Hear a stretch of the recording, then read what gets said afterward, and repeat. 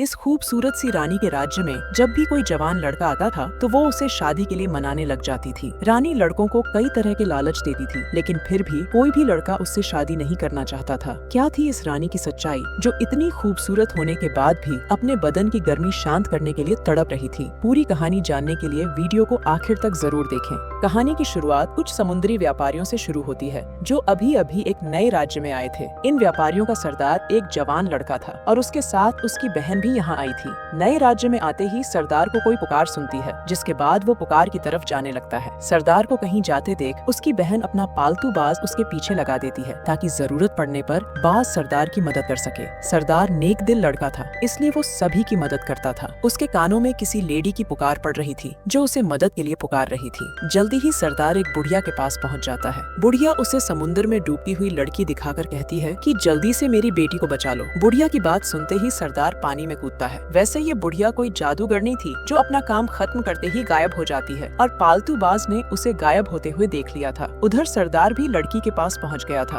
वो जैसे ही लड़की को पकड़ने लगता है तो लड़की एक समुद्री तूफान में बदल जाती है। इससे पहले कि सरदार कुछ समझ पाता, समुद्री तूफान उसे चपेट में लेकर कहीं जाने लगता है। पालतू बाज ने ये भी देख लिया था कि तूफान सरदार को किस दिशा की तरफ लेकर जा रहा है। कुछ देर बाद सरदार खुद को एक नई जगह पर पाता है। वो जैसे ही उठकर इस नई जगह को देखने लगा तो उसकी नजर यहाँ की रानी पर पड़ती है। सरदार जल्दी जल्दी रानी को हेलो कहता है और खूबसूरत रानी भी उसका स्वागत करती है। रानी जब उसके पास आती है तो उसकी नजर सरदार की छाती पर पड़ती है जो तूफान के कारण जख्मी हो गई थी। जख्म देखते ही रानी उसे अपने जादू से ठीक कर देती है। अब रानी एक जगह बैठकर सरदार को अपने पास बैठने को कहती है। सरदार मना करता है, जिसे सुनकर रानी अपने सैनिकों को तैयार होने को कहती है। सैनिकों को देखकर सरदार रानी के पास बैठ गया, जिसके बाद रानी उसे चूमती है। सरदार उसे रोककर पूछता है कि तुम ये सब क्यों कर रही हो? रानी बताती है कि मैं तुमसे शादी करना चाहती हूँ ताकि तुम मेरे बदन की गर्मी शांत कर सको। सरदार पूछता है कि अगर मैं तुम्हारी बात न मानूं तो तुम क्या करोगी? रानी कहती है कि तुम ऐसा नहीं कर सकते, तुम्हें मुझसे शादी करनी ही पड़ेगी और मेरे साथ यही रहना पड़ेगा। मैं तुम्हें वो हर चीज दूंगी जिसके तुम आज तक सिर्फ सपने ही देखते रहे हो।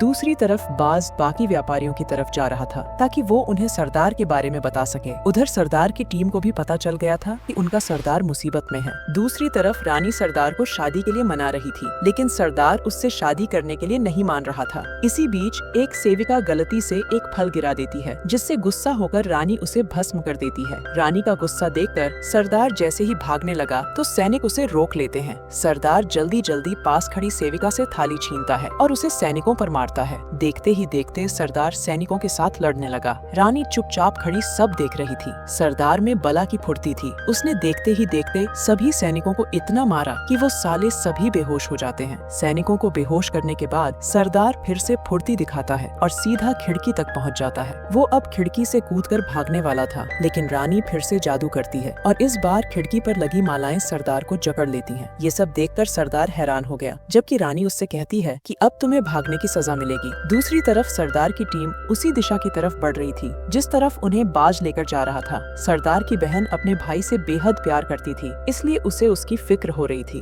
उधर सरदार को भागने की सजा मिल गई थी। रानी उसके पास आकर उससे फिर से शादी के लिए पूछती है। सरदार इस बार भी शादी के लिए नहीं मानता। उसकी ना सुनकर रानी उससे कहती है कि तुम अभी मेरे बारे में जानते नहीं, मेरे कारनामे देखकर तुम्हारी रूह कांप जाएगी और फिर तुम खुद ही शादी के लिए मान जाओगे। इतना कहकर वो सरदार को एक कैद खाने में लाती है। रानी का कैद खाना देखकर सरदार हैरान हो गया। रानी के कैद खाने में कई अजीब से इंसान थे। रानी सरदार को बताती है कि ये लोग भी कभी तुम्हारी तरह जवान थे। ये लोग जब मेरे राज्य में आए थे तो मैं अपने जादू से इन्हें यहाँ ले आई थी, जिस तरह तुम्हें यहाँ लाया गया था। मैंने इन्हें भी शादी के लिए मनाया था, लेकिन जब इन्होंने मेरी बात नहीं मानी तो मैंने इन्हें आधे इंसान और आधे जानवर में बदल दिया। इसके बाद वो सरदार को एक खूंखार बंदे के पास लाती है। इसे भी रानी ने बदल दिया था। रानी सरदार से कहती है कि मुझे तुम बेहद पसंद हो, इसलिए मैं तुम्हें बदलना नहीं चाहती। मैं तुम्हें भागने का एक मौका देना चाहती हूँ। मेरे इशारे पर तुम यहाँ से भागोगे और मैं तुम्हारे पीछे जानवर लगा दूंगी। अगर तुम उसके हाथों से बच गए तो मैं तुम्हें आजाद कर दूंगी। इतना कहकर वो सरदार को भागने का इशारा करती है, जिसके बाद सरदार वहाँ से भागता है और उसके भागते ही जानवर का पिंजरा खोल दिया जाता है। कुछ देर बाद सरदार जंगल में भाग रहा था और उसके पीछे खूंखार जानवर लगा हुआ था।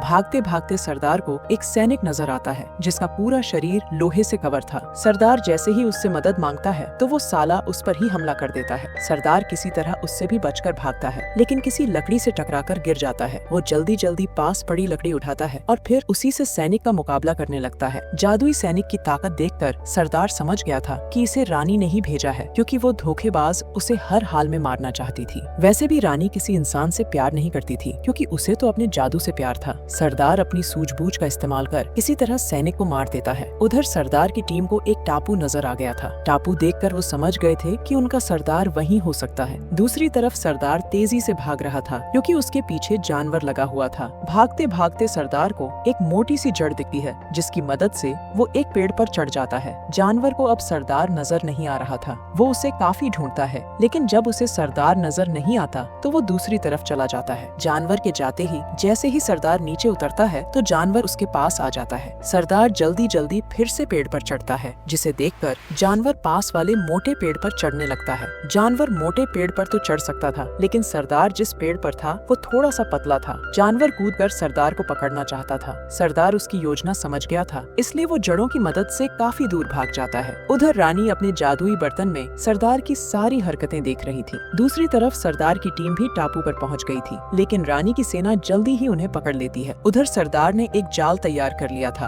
ताकि उसमें जानवर को फंसाया जा सके। जाल तैयार करने के बाद वो जोर से चिल्लाता है, जिसके बाद जानवर उसकी तरफ आने लगता है। सरदार छुपकर उसका इंतजार कर रहा था। जल्दी ही जानवर उसके पास आ जाता है। वो जैसे ही सरदार को पकड़ने के लिए दौड़ता है तो एक बड़े से गड्ढे में गिर जाता है। सरदार को जब ये गड्ढा नजर आया था, तभी उसने योजना बनाकर उसे कवर कर दिया था। सरदार अब जानवर को मारना चाहता था, लेकिन जब वो उसकी आंखों में मासूमियत देखता है तो वो अपना फैसला बदल लेता है। इसी बीच जानवर उसकी टांग खींचता है और इस खींचातानी में पत्थर उसकी टांग पर गिर जाता है। जानवर ने भले ही सरदार को नीचे गिरा लिया था, लेकिन अपनी हरकत से वो खुद भी जख्मी हो गया था। सरदार को उस पर रहम आ जाता है, इसलिए वो जल्दी जल्दी उसकी टांग पर से पत्थर हटा देता है। सरदार ने जानवर की मदद की थी, जिसे देखकर जानवर भी हैरान था। इसी बीच सरदार उसकी टांग पर 2 लकड़ियां बांधकर कहता है कि तुम्हारी टांग टूटी नहीं है, इसलिए तुम्हें डरने की जरूरत नहीं। इतना कहकर वो उसे उठाता है, ताकि दोनों मिलकर बाहर निकल सके। सरदार ने जानवर पर भरोसा किया था, जिस कारण वो इंसान बनने लगा था। वो सरदार से उसके बारे में पूछता है और सरदार उसे अपना नाम सिंधवाद बताता है। सिंधवाद का नाम सुनते ही जानवर हाथ नीचे करता है और सिंधवाद कूदकर बाहर चला जाता है। उधर रानी के जादुई बर्तन में दिखना बंद हो गया था। उसका जादू कम होने लगा था, क्योंकि उसका बनाया जानवर ठीक हो गया था। इसी बीच उसके सामने सिंधवाद की टीम लाई जाती है। सिंधवाद की बहन खुद को आजाद कर रानी को पकड़ने की कोशिश करती है, लेकिन सफल नहीं हो पाती। रानी अब अपने जादू से सिंधवाद की टीम को परेशान करने लगी थी और इसी बीच सिंधवाद आकर रानी को रोकता है। सिंधवाद के साथ जानवर भी था, जो अब बिल्कुल ठीक हो चुका था। जानवर को ठीक देखकर रानी समझ गई कि उसका जादू जल्दी ही खत्म हो जाएगा और फिर सभी ठीक होकर उसे मार डालेंगे। वैसे भी रानी चुड़ैल थी, जो इंसानों से कम और अपने जादू से ज्यादा प्यार करती थी। रानी अपनी जान बचाने के लिए गायब हो जाती है। कहानी के आखिर में सिंधवाद अपने जहाज पर था और वो अब नए राज्य की तरफ जा रहा था। सिंधवाद को उम्मीद थी कि उसका सफर साधारण रहेगा, लेकिन ये तो हम सभी को पता है कि सिंधवाद का कोई भी सफर साधारण नहीं रहता। इसी के साथ इस कहानी का यही अंत हो जाता है। हमारी वीडियो देखने के लिए बहुत बहुत धन्यवाद।